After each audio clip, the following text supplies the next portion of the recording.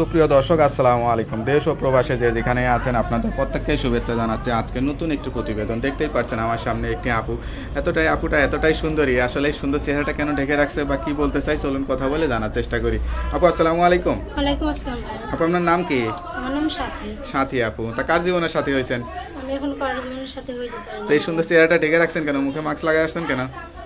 আমি পর্দার সামনে আসতে চাই না ভাই। আচ্ছা আচ্ছা, মানুষের সামনে। পরিবারে কে কে আছে? আমার আম্মু আছে, ছোট দুই ভাই বোন আছে, আমার আব্বু আছে, আব্বুটা প্রতিবন্ধী। আচ্ছা আচ্ছা, মানে পরিবারের সবাই আছে, বাবাটা আসলে সমস্যা। তা আপনাদের সংসারটা কে চালায়? আমার আম্মু গার্মেন্টস করে কত কষ্ট করে। আপনার বাবা কি আগে থেকেই প্রতিবন্ধী ছিল নাকি বিয়ের পরে এরকম আপনাকে জন্ম দেওয়ার পরে এরকম হয়েছে? না না, আগে থেকে প্রতিবন্ধী ছিল না। আচ্ছা। বিয়ের 1.5 বছর পর পরে এরকম হয়েছে, তাই না? আব্বা একটা অ্যাক্সিডেন্ট প্রতিবন্ধী। আচ্ছা, গ্রামের বাড়ি কোথায়? গ্রামের বাড়ি ময়মনসিংহে। আচ্ছা, তা কি চিন্তা করে আসছেন এই প্রতিবেদনে? আমি ভাই পড়াশোনা করতাম, এখন টাকার অভাবে পড়াশোনা করতে পারিনি। কোন ক্লাস পর্যন্ত করছেন? এটা ফার্স্ট ইয়ার পর্যন্ত পড়ছে, অনেকটা কষ্ট করে আমার আম্মু আব্বু পড়াইছে। আচ্ছা আচ্ছা, তারপরে বন্ধ হয়ে গেছে নাকি এখন? পড়াশোনা বন্ধ আছে ভাই, 6,000 টাকার জন্য পড়াশোনা করতে পারি না। আচ্ছা, তা টিউশনও করেও তো লেখাপড়া চালাই নিতে পারেন, আর মেয়ে মানুষ যেহেতু টিউশনই করতাম ভাই, কিন্তু এখন বেশি পড়াশোনা মানে বয়স কাজের মধ্যে বয়স ব্যস্ত কত থাকি। এখন? বয়স 18-19 হবে। আচ্ছা, তা কি চিন্তা করে আসছেন প্রতিবেদনে?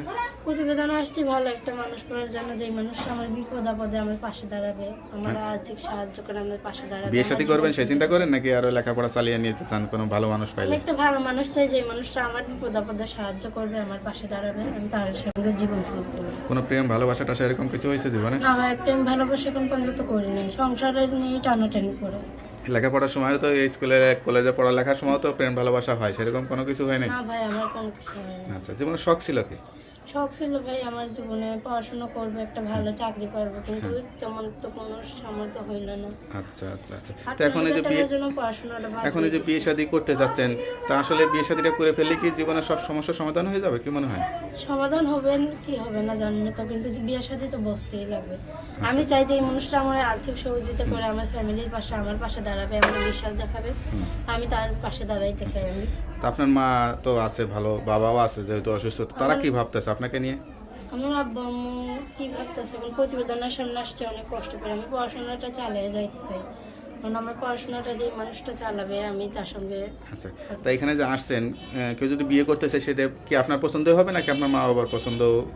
আমার পছন্দই হবে আমার মা বাবা। আচ্ছা আচ্ছা, যা বলতেছেন সব সত্যি কথা বলতেছেন তো? হ্যাঁ ভাইয়া। নামাজ কালাম পড়েন? আমি চাই যে এই মানুষটা আমার বিপদ আপদে পাশে দাঁড়াবে, মানে বিপদের বন্ধুই আসল বন্ধু, যে এই মানুষটা আমার আর্থিকভাবে বিপদ, এখন আমার আর্থিক সমস্যা, যে মনে হয় আর্থিকভাবে বিপদ আপদে আমার পাশে দাঁড়াবে, আমি তার সঙ্গে আমার সম্পর্ক করতে চাই। আচ্ছা আচ্ছা, নামাজ কালাম পড়েন? হ্যাঁ ভাই, নমস্কার। যাক, নামাজ কালাম পড়বেন, আল্লাহর কাছে দোয়া করবেন। জীবন আসলে কোনো সময় কারো কোথাও কোনো জায়গায় ঠেকে থাকে না, কোনো না কোনো সময় উদ্ধার হয়ে যায়। যেহেতু আপনার কষ্টের জীবন, অবশ্যই আশা করি ভালো কিছু হবে। তো আপনার সঙ্গে যোগাযোগের নাম্বারটা কি দেওয়া যাবে? হ্যাঁ। সমস্যা নাই তো দিলে?